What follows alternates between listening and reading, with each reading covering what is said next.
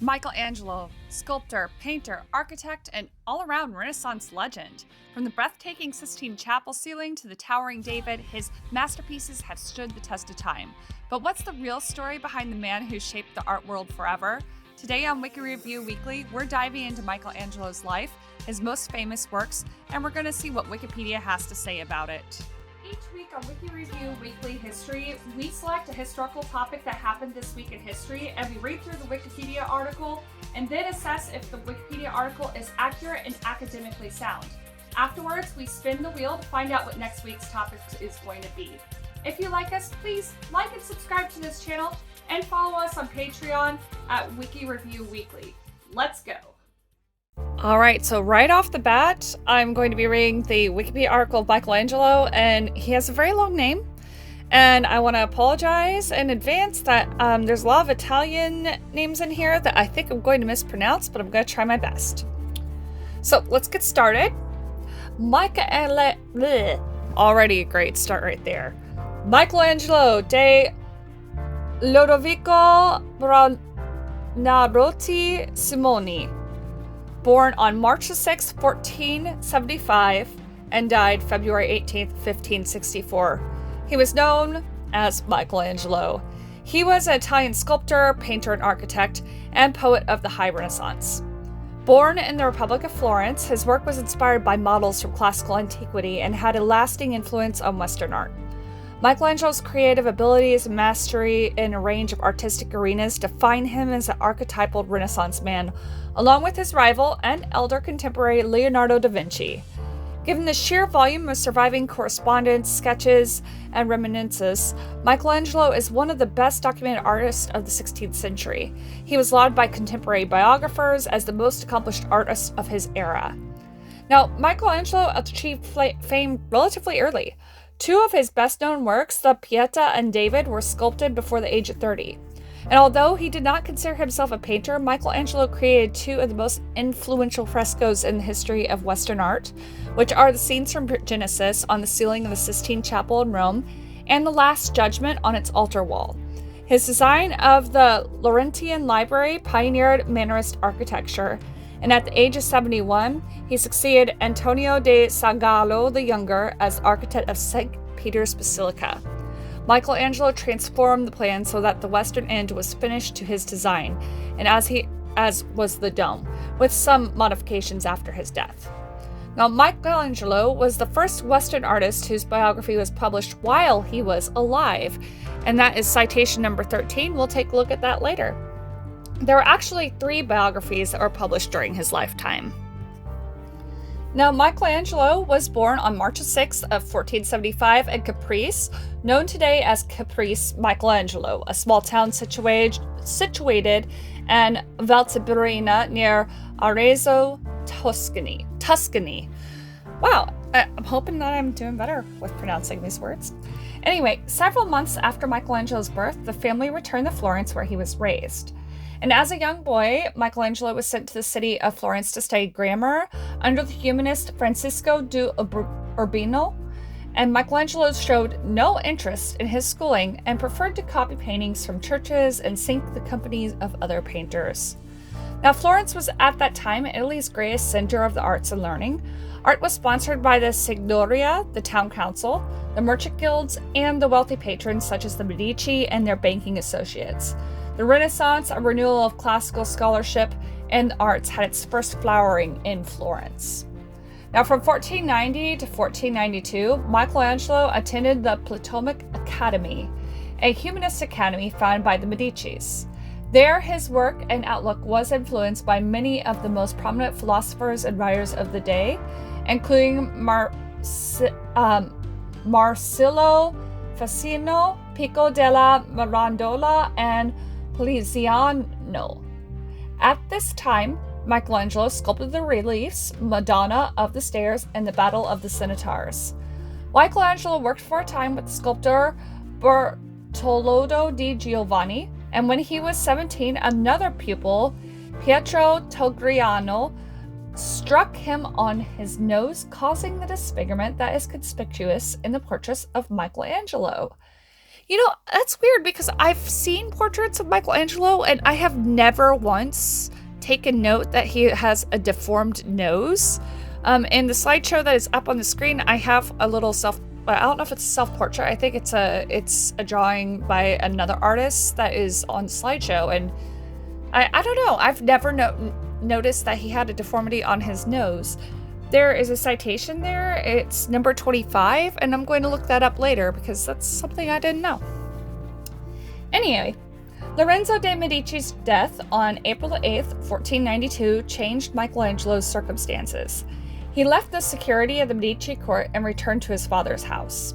Between 1493 and 1494, Michelangelo bought a block of marble and carved a larger-than-life statue of Hercules.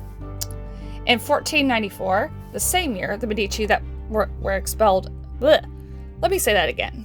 In 1494, the Medici were expelled from Florence as the result of a rise of Savonarola. These names this time. Savonarola. Michelangelo left the city before the end of the political upheaval, moving to Venice and then to Bologna. I've been to both of those places. Also, I've been to Rome. And I've been to Florence. I've been to a lot of places in Italy. Italy's just a gorgeous country. I love it. But I digress. Anyway. Towards the end of 1495, the political situation in Florence was a bit calmer, and the city was no longer under threat from the French, and it was no longer in danger as Charles VII had suffered defeats. That's weird. I didn't see anything.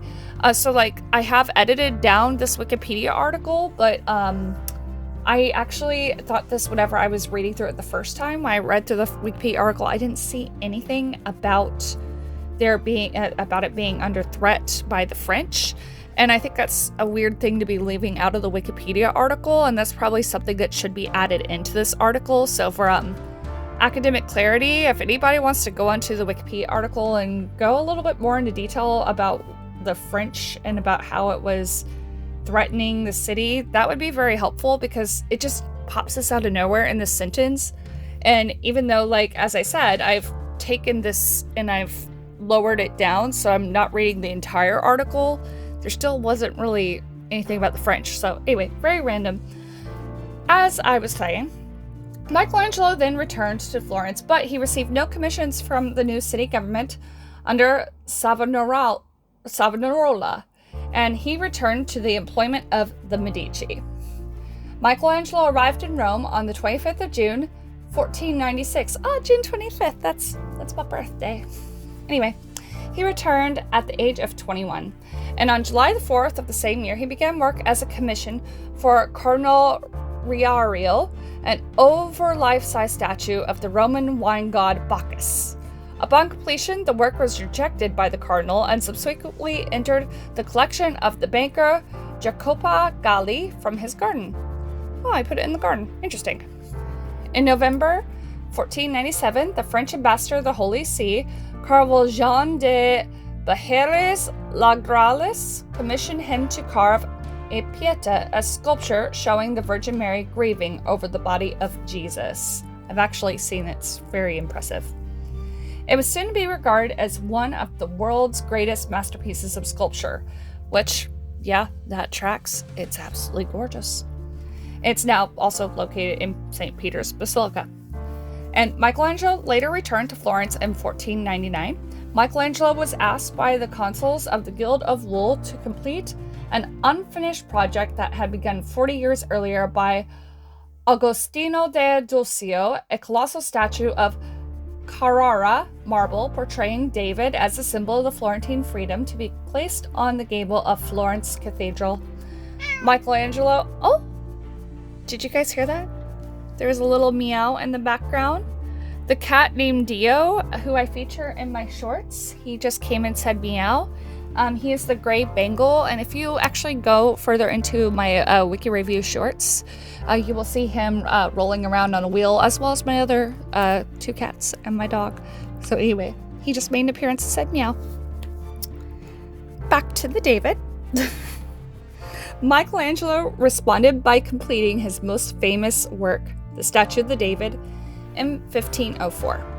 The masterwork definitively established his prominence as a sculptor of extraordinary technical skill and strength of symbolic imagination. And I gotta say, damn, you have to see the David. Like, it's humongous, and yeah, it's true, his penis and balls are absolutely huge, but everything about this statue is huge. It's huge. It's really cool, and like, you just see the detail. I'm like, yeah, the David, pretty hot. Yeah, it's really good. Anyway, go see the David. All right, so skipping forward to 1505. In 1505, Michelangelo was invited back to Rome by the newly elected Pope Julius II, and he was commissioned to build the Pope's tomb, which was to include 40 statues and to be finished in 5 years. Now, during the same period, Michelangelo painted the ceiling of the Sistine Chapel. Absolutely gorgeous, another thing I've seen, I love it. And this took him approximately 4 years to complete, from 1508 to 1512. According to Condivi's account, Bramante, who was working off the building of St. Peter's Basilica, resented Michelangelo's commission for the Pope's tomb and convinced the Pope to commission him in a medium which he was unfamiliar in order to make him fail at the task. Dude, that is devious. What a dick. And I mean, you just did it to Michelangelo too. And as we all know, like Adam and God meeting in the Sistine Chapel, like this is one of his greatest works and one of the most influential works, I would almost say, in all of Renaissance. It's that good. And it's like, and this dude's just like, I'm gonna try to make him fail because he's not a painter. He's a sculptor. What a dick. Ugh. Well, I mean, that obviously backfired, but that's kind of hilarious. And you know what? There's a citation there, number 55. We'll look at that citation in the next part of this video. Let's continue onward. Gosh, what a dick. Okay, anyway. The composition stretches over 500 square meters of ceiling and contains over 300 figures. At its center are 9 episodes from the book of Genesis, divided into 3 groups: God's creation of earth, God's creation of humankind and their fall from God's grace, and lastly, the state of humanity as represented by Noah and his family. On the predentives supporting the ceiling are painted 12 men and women who prophesied the coming of Jesus, 7 prophets of Israel, and 5 sibyls, prophetic women of the classical world. And among the most famous paintings on the ceiling are the creation of Adam, and Adam and Eve in the Garden of Eden, the Deluge, and the prophet Jeremiah, and the Sumerian Sibyl. In 1520, the Medici came back to Michelangelo with another grand proposal, this time for a family funerary chapel in the Basilica of San Lorenzo. For prosperity, this project, occupying the artist for much of the 1520s and 1530s, was more fully realized. Michelangelo used his own discretion to create and compose the Medici Chapel, which houses the large tomb of 2 of the younger members of the Medici family. It also serves to commemorate their more famous predecessors. The tombs display statues of the 2 Medici and allegorical figures representing night and day and dusk and dawn. The chapel also contains Michelangelo's Medici Madonna, and in 1976, a concealed corridor was discovered with drawings on the wall that related to the chapel itself. Ooh, cool. Now, in 1527, Florentine citizens, encouraged by the sack of Rome, threw out the Medici and restored the Republic. A siege of the city ensued, and Michelangelo went to the aid of his beloved Florence by working on the city's fortifications from 1528 to 1529. The city fell in 1530, and the Medici were restored to power, with the young Alessandro Medici as the first Duke of Florence. Pope Clement, a Medici, sentenced Michelangelo to death. Jesus. It is thought that Michelangelo hid for 2 months in a small chamber under the Medici chapels of the Basilica of San Lorenzo with light from just a tiny window, making many charcoal and chalk drawings, which remained hidden until the room was rediscovered in 1975 and opened to a small number of visitors in 2023.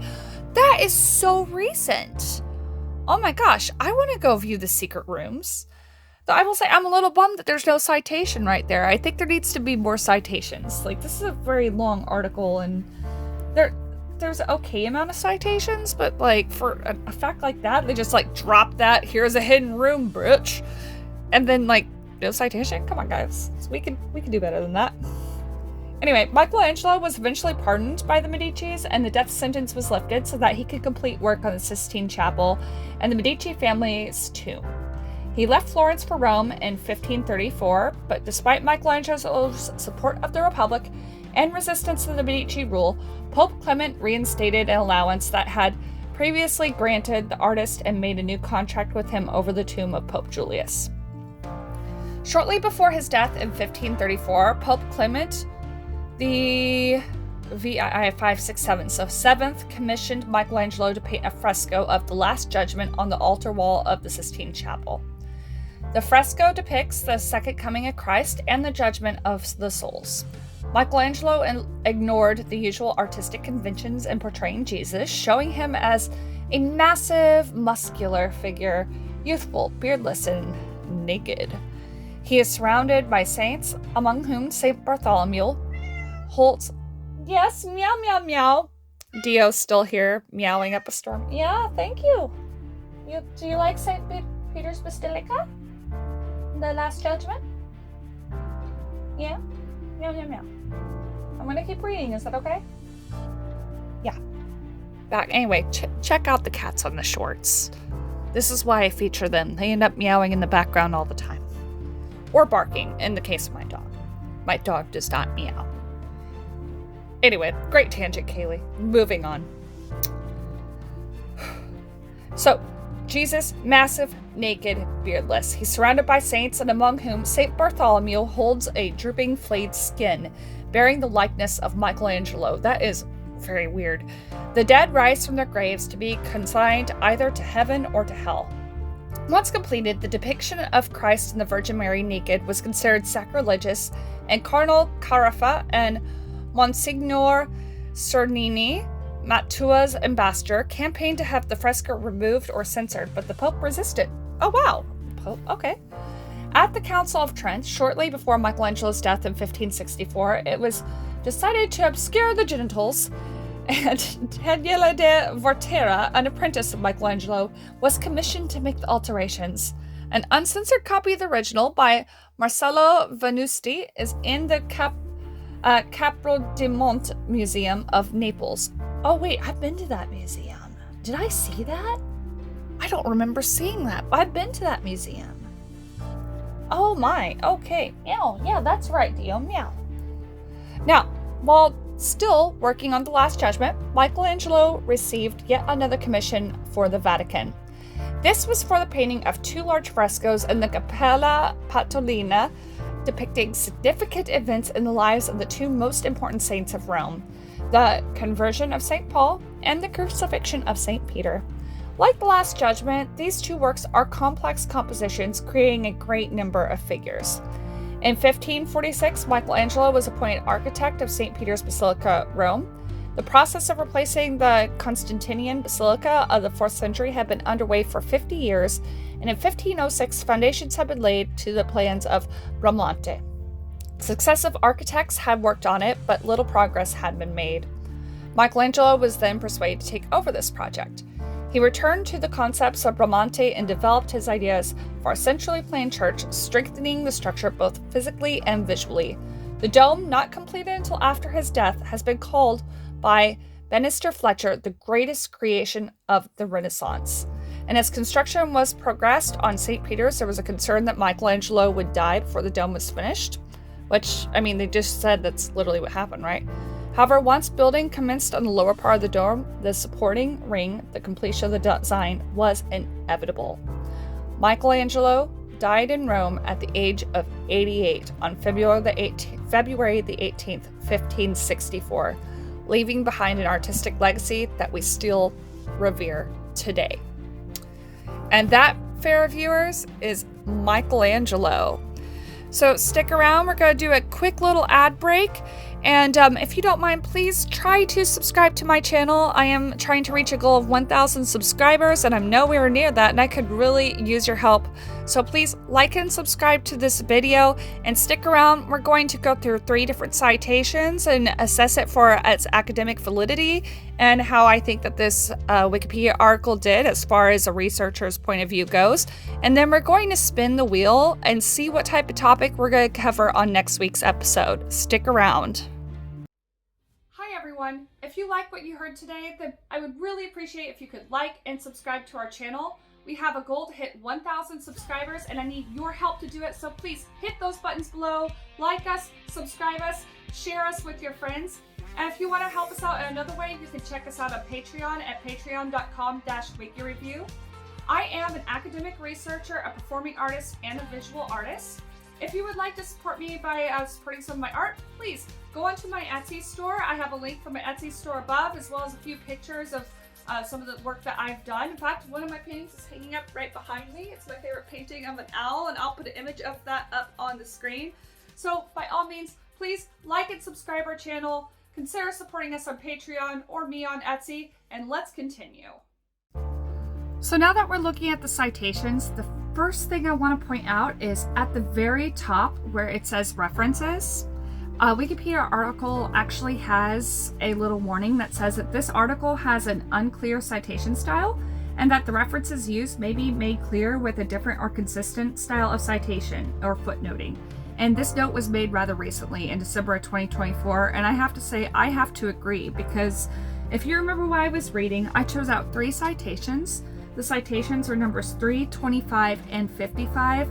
And I have to say I was not impressed, especially with, it turns out that number 25 and 55, those 2 citations are the same citations. So if I scroll down, I'm going to start with these because number 25, it just says colon, COGHLAN, for those of you listening on the podcast, page 42. And it doesn't link back up to the original source. Now, however, doing my own research, we can go back up, look through the references, and you'll see it is from up here, number 15, it looks like was the first time it was said, by Robert Coughlin, 1978, The World of Michelangelo, Time and Life. And 1978 is a pretty old source. I'm not a big fan of that source, and it looks like that source is cited quite a lot during this whole article, and it's a very long article to not have that much variety in sources.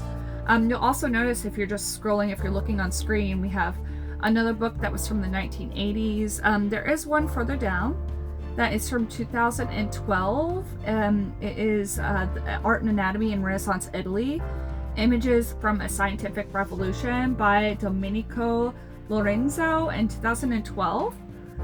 But I think some of these sources could be updated, and I see what they mean about this citation style. Hello, kitty cat. But again, scrolling all the way down, number 64, Coughlin. We have him at number 60. He's at number 67. That one, and I'm not saying that necessarily that his that he's a bad source. It's just this article needs a bigger variety of sources. That being said, I'm complaining about the variety of sources, but it does go down to sources number 135. But I read excerpts from roughly 8 pages of what is a 26-page article when you convert it to a PDF. So I do think that it could do a better job at the amount of sources that are there. And I think the citation styles really do need to be updated, as well as many of the sources. I mean, look at these sources from we have Irving Stone, 1961. We have one from 1994 from Variety Television Reviews. And I mean, I don't know, Variety Television Reviews, I don't know what that is, and quite frankly, it just doesn't sound that good. Maybe it's perfectly fine, but I think academically this should be cited better. The other one that I had pointed out was number 3, and that was actually an excerpt from the Encyclopedia Britannica. And yeah, the encyclopedia is a valid source. You can use it in academic literature, but come on, man, you can do better than that. You can just do better. So overall, I do think this was a really good and very informative article, but I think for it to be academically rigorous, they need to update a lot of things here. So as far as like having a good academic style article for this Wikipedia page, I would put this one at a 5 out of 10 because we know a lot about Michelangelo. We shouldn't be like struggling to find sources on this. We know a lot about him. He's one of the most popular of our times. This is not an obscure topic we're talking about where you can only find a few things about him. There's plenty of things about him, and it seems like we're kind of stuck in some of these outdated sources. But yeah, tell me what you think about these sources in the comments, and stick around. We are going to spin the wheel, meow, meow, meow, and we're going to spin that wheel and see what we're going to be covering next week, what the topic will be. And you know what? Until our next video comes out, watch our cat Dio, because he is very vocal and he makes a lot of appearances on the shorts that I post throughout the week. So check out some of our shorts and help us reach our goal of 1,000 subscribers. Please like, subscribe, and I'll see you next week. All right, here is the wheel. I'm about to spin it to find out what the topics is going to be next week. Let's see what we're going to cover next week. The topic will be last year. All right, so next week we will cover something that happened last year in history. So stick around for next week's video. It drops on Friday at 3 p.m. Bye. Hi everyone, it's your host Kaylee, and this is one of my cats. His name is Creon, and we would like to ask you if you could please like and subscribe to Wiki Review Weekly. It would make me and my cat Creon very happy. The pets of our house, they're always around behind the scenes. You don't normally see them on camera, but you can see them on camera, because now they are putting out YouTube shorts. So if you want to see any of our shorts that include my dog or any of the 3 cats, such as this one, they would love it if you would like and subscribe. Now, I gotta go because this cat, he wants to get out of my arms and he wants to eat. And again, he wants you to like and subscribe. So please, like and subscribe at Wiki Review Weekly. Thank you all. Bye. Be free. Help us reach our goal of 1,000 subscribers by liking and subscribing to our channel. Also, check us out at patreon.com/wikireviewweekly. See you next week.